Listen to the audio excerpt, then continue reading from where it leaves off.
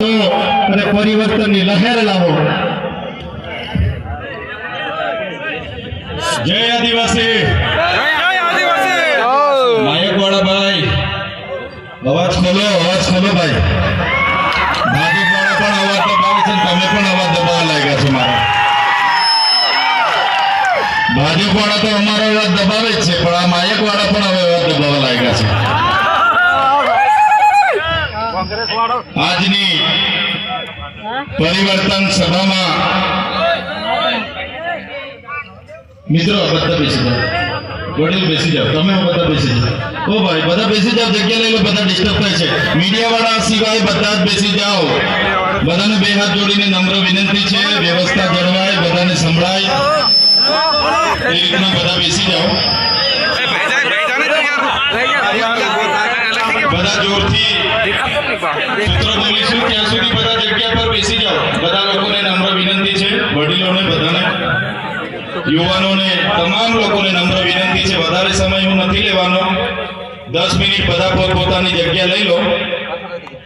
એકવાર આપણે જોરથી નારા બોલાવીશું, જય આદિવાસી, જય આદિવાસી, જય જોહાર, જય જોહાર। ધન્યવાદ।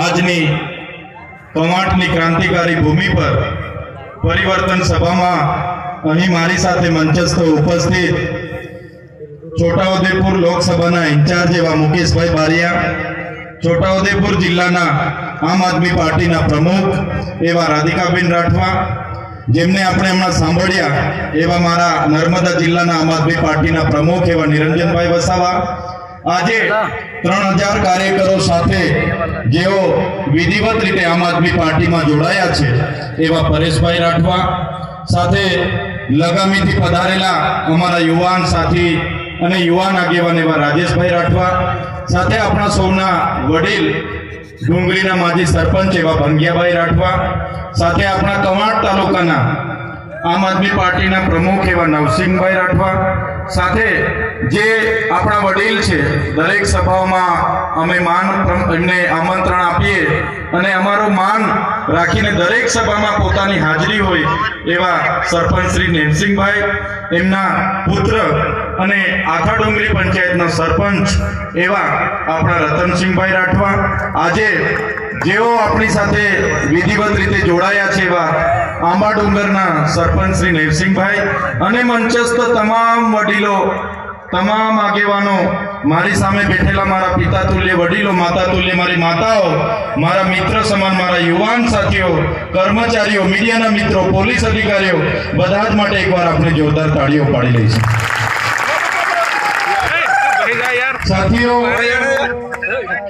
મંચ પર તમે જોઈ લો, જેટલા પણ અહીંયા આગેવાનો બેઠા છે, એ ચાહે ભંગિયા રાઠવા હોય, રાધિકા રાઠવા હોય, રાજેશભાઈ રાઠવા હોય, એ ચાહે પરેશભાઈ રાઠવા હોય, નિરંજન વસાવા હોય, નવસિંહભાઈ સરપંચ હોય, કે અમારા નાગરભાઈ રાઠવા હોય, અમારા મુકેશભાઈ બારિયા હોય, કે ચૈતરભાઈ વસાવા હોય, હર હંમેશ અમે લોકો માટે અવાજ ઉઠાવતા તમે જોયા હશે।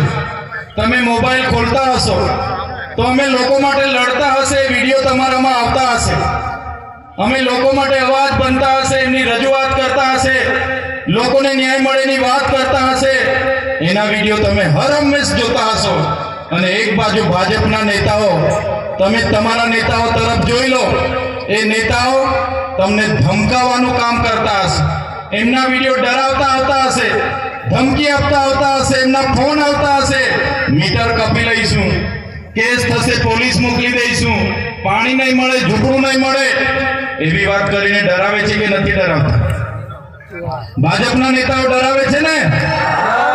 ત્યારે એક બાજુ લોકોના અવાજ બનવા વાળા લોકો અમે બેઠા છે, તમારી લડાઈ લડવા વાળા લોકો અમે બેઠા છે, અને એક બાજુ આપણા લોકોને ડરાવવાની, ધમકાવવાની, દબાવવાની, રેડ પડાવવા વાળા લોકો બેઠા છે। ત્યારે એની સામે જે આજે તમારી હજારોની ઉપસ્થિતિ છે, તો આ મંચ પરથી મને એટલી ખાતરી થઈ ગઈ છે, એટલો વિશ્વાસ થઈ ગયો છે કે આવનારા દિવસોમાં આજે જે તમારી ઉપસ્થિતિ અમને બતાવે છે કે આવનારા દિવસોમાં જો આ વિસ્તારમાં ક્રાંતિ થશે તો આપણા છોટાઉદેપુર તાલુકાની ધરતી પરથી ક્રાંતિ થવાની છે. 2 દિવસ પહેલા અહીંયા કેબિનેટ મંત્રી આવ્યા હતા ને, એમના સાંસદ, એમના મંત્રી, એમના માજી મંત્રી બધા જ લોકો આવ્યા અને એમણે એમના સરકારે લોકો માટે શું કર્યું એની વાત નહીં કરી.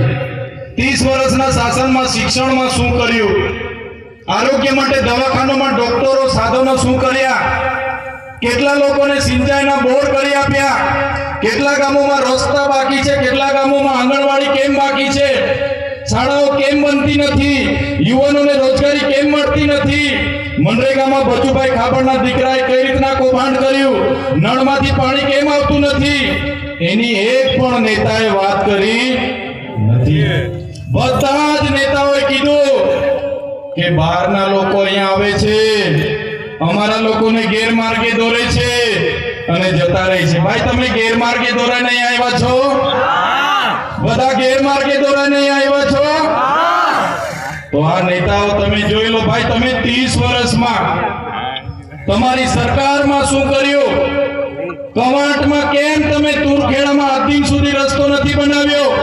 આજે કવાંટના કેટલાય ગામોમાં આંગણવાડી નથી બનાવી. આજે કેટલાય ગામોના બાળકો શાળામાં ભણે છે પણ ઓરડાઓ નથી. એની વાત કેમ નથી કરતા? આજે ભાજપના નેતાઓ 10 વર્ષ પહેલા ફટફટિયા પર ફરતા હતા કે નહોતા ફરતા? ફટફટિયા પર ફરતા હતા ને. બધાને આજે 4 વ્હીલો થઈ ગઈ, 2-2, 3-3 જગ્યાએ બંગલા થઈ ગયા, પણ આપણા બાળકો માટે આંગણવાડી થઈ? આપણા બાળકો ભણવા માંગે છે, એમના સાંસદના પંપ થઈ ગયા. બહારથી આવેલા મંત્રીએ તો જ્વેલર્સમાં પાર્ટનરશિપ લઈ લીધી, સાપુતારામાં હોટલો ખોલી દીધી, બોમ્બેમાં હોટલો ખોલી દીધી, પણ આપણા બાળકો માટે નિશાળનો ઓરડો બન્યો નથી. ત્યારે આદિવાસી બજેટમાંથી કરોડો રૂપિયા કમાઈને બેઠેલા, કરોડો રૂપિયા ખાઈને બેઠેલા, તાજા માજા થયેલા નેતાઓ અહીંયા આવે છે અને ચૈતર વસાવા આમ કરે, તેમ કરે, ફલાણું કરે, ઢીકણું કરે.